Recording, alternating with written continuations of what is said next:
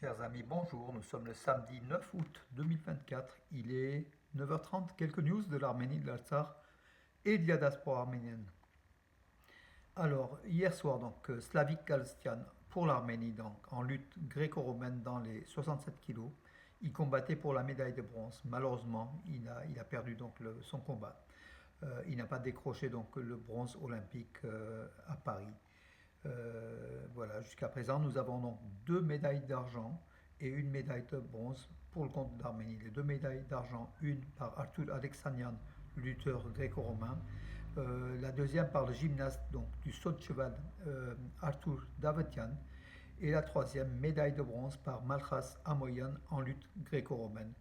Mais on espère des médailles. Aujourd'hui, un haltérophile entre en ligne, en compétition, entre Annick Karapetian dans les 89 kilos. À partir de les compétitions, c'est à partir de 11h, 11h30, voilà.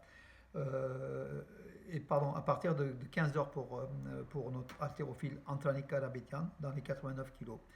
Il reste au total des 15 sportifs d'Arménie, il en reste encore 4 en compétition. Donc aujourd'hui, Antranik Karapetian, et demain, Vasken Tevanian en lutte libre dans les 65 kilos, et les haltérophiles Garik Garapetian dans les 102 kilos, et Varastat Lalayan dans les plus de 102 kilos. Varastat Lalayan qui est une chance olympique, je vous le dis, il sera ou premier ou deuxième. Si tout se passe bien, il sera premier. Si ça se passe mal, il sera sans doute deuxième, voilà, à ces JO. Il montera sur le podium. Voilà, donc on aura au minimum une nouvelle médaille olympique. On espère en or, en tout cas, on croise les doigts et on espère tous, on est tous derrière cette équipe olympique d'Arménie. D'ailleurs, hier, cette équipe d'Olympique d'Arménie, Malras Amoyan et notre ours blanc, Artur Alexanian, champion olympique de Rio 2016, vice-champion olympique à Tokyo 2020, vice-champion olympique à Paris 2024, était reçu au club, en fait, à la Maison d'Arménie, au siège de l'UGAP, pour rencontrer les fans, les fidèles, les journalistes dans une conférence qui a été tenue hier au club Arménie. Allez-y mes amis, soutenez nos sportifs d'Arménie, ils ont besoin de votre soutien. Alors, avant d'oublier, ce soir, hier soir, on a eu à Arte, entre 19h et 19h45, un très beau reportage sur le lac Sevan. Ce soir, Arte, toujours Arte, à 19h, donc c'est samedi, hein, aujourd'hui, à 19h, dans la série des parcs naturels d'Arménie, il y aura l'espace Arevik, donc le parc naturel, la réserve Arevik, au sud de l'Arménie, dans la région de Sunik. Un superbe reportage inédit. On a vu des extraits, hein, on a même vu la vidéo des extraits grâce à Arte, grâce aussi à Takouidjan qui m'a informé hier déjà pour le lac Sevan, et aussi pour justement aujourd'hui Arevik. Branchez-vous à 19h Arte, mes amis, et faites-le passer à vos amis, vous ne regretterez pas. Un très beau reportage. Bravo Arte en tout cas, qui 2 jours de suite, durant 45 minutes, nous fait passer 2 beaux reportages sur l'Arménie. Ça développera le tourisme en Arménie, hein, ça contribuera. Ce sont des reportages réalisés par des Allemands, comme de très très beaux reportages. Voilà. L'autre bonne nouvelle, hier soir, au troisième tour, au match aller de l'UEFA Conference League au football, voilà. Punik Yerevan, à l'extérieur, au Kazakhstan, à Ordabashi Almaty, s'est imposé 1-0, donc une bonne option pour le retour en Arménie le 15 août, pour passer le cap du troisième tour et jouer les playoffs. Alors les playoffs, c'est les phases au-delà des qualifications, c'est les matchs de barrage, hein. Ararat Armenia Yerevan, par contre, en Arménie, a perdu contre des Hongrois, troisième de championnat hongrois, le dernier championnat hongrois, le FC Puskás, qui sont très forts, mais Ararat Armenia a fait un jeu égal, même aurait pu gagner. Et Puskás a marqué à la 89e minute sur une erreur des arrières de Ararat Armenia, en espérant qu'au match retour le 15 août, le club Ararat Armenia puisse faire un exploit et se qualifier. Voilà donc une bonne nouvelle aussi. L'Azerbaïdjan gonfle ses chiffres de réfugiés. L'Azerbaïdjan qui évoquait le chiffre de 1 million de réfugiés azéris de l'espace du Haut-Karabakh durant les années de guerre. évoque aujourd'hui le chiffre de 400 000. Voilà, de 1 million descend à 400 000. Les chiffres sont variables. Bien évidemment que Bakou n'est pas fiable à tous les niveaux, dénature, fait des fake news, dénature l'information. On l'a pris à l'aune de, justement, des élections qui vont se dérouler, législatives qui vont se dérouler en Azerbaïdjan. En Arménie, donc entre janvier et juillet 2024, le nombre des transactions numériques a augmenté. Donc, ce sont par carte de crédit, carte bancaire ou virement en fait. Hein. Voilà, des paiements non matérialisés, démonétisés comme on appelle.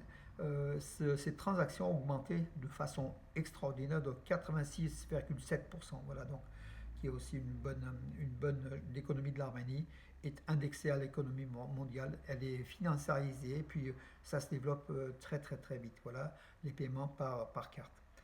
La présence d'observateurs européens inspire confiance à la population vulnérable de Nerkin Hand dans la région de Sunik, indique l'ambassadeur de France en Arménie. Donc suite à la visite au village de Nerkin Hand de représentants des observateurs de l'Union européenne, dont le chef Marcus Ritter, qui a fait des photos, qui a observé, qui a même rencontré donc le maire du village de Nerkinhan dans cette région de Sunik, attaqué par l'Azerbaïdjan, hein, il faut le dire, et qui est isolé, qui est un village isolé. La présence de ces observateurs de l'Union européenne fait du bien, affirme l'ambassadeur d'Arménie, de France en Arménie, Olivier de Cotigny, bien sûr qu'on soutiendra Olivier de Cotigny, qui sait que la région de Sunik est une région à soutenir pour l'Arménie, voilà, à développer.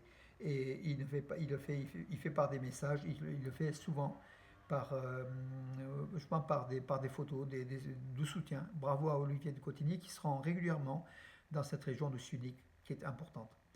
En UFC, donc UFC c'est le sport de combat ultime, hein, donc Arman Saroukian que tout le monde connaît, le numéro 1 donc, de sa catégorie de poids, il dit je suis russe mais je représente l'Arménie, il est fier de représenter l'Arménie, de faire connaître l'Arménie au niveau international. Voilà, donc il y a des Américains qui sont très très mal informés, qui pensent que c'est un Russe. Lui il dit qu'il est né en Russie, il est né en fait en Géorgie, dans la région arménienne de Géorgie, en Nakhalkhalakh.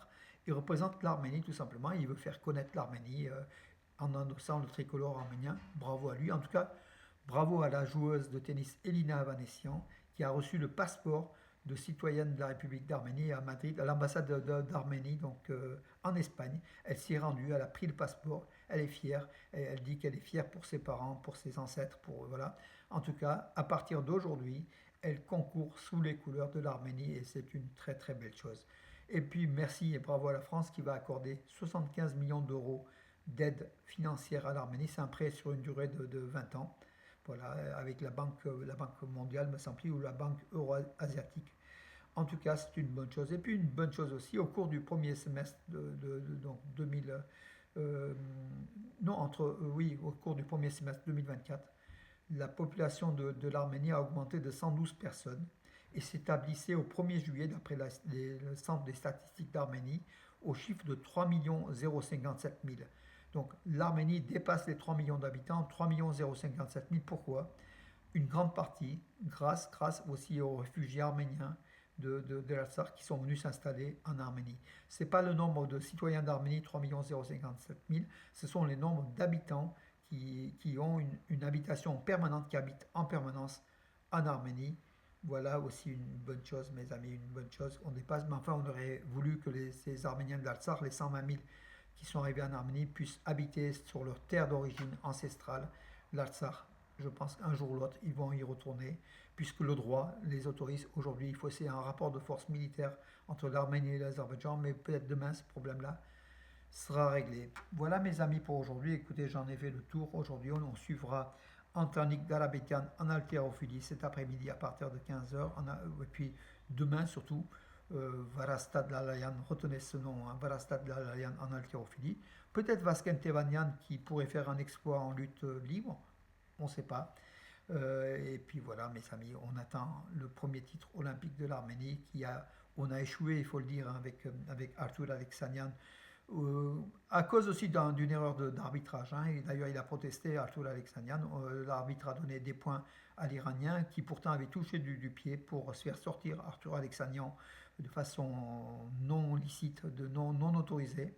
Pourtant, les juges ont maintenu des points à l'Iranien au lieu de retirer malgré la protestation de l'équipe d'Arménie. En tout cas, Arthur Alexanian a échoué de peu encore une fois pour le titre olympique, comme d'ailleurs à Tokyo, il avait été volé aussi en finale.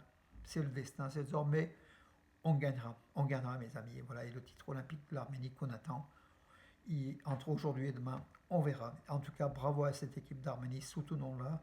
3 médailles, c'est pas si mal que ça, dont 2 médailles d'argent. On espère aujourd'hui, surtout demain, d'autres médailles. Et mes amis, je vous dis, donc je vous donne rendez-vous à demain et bonne journée.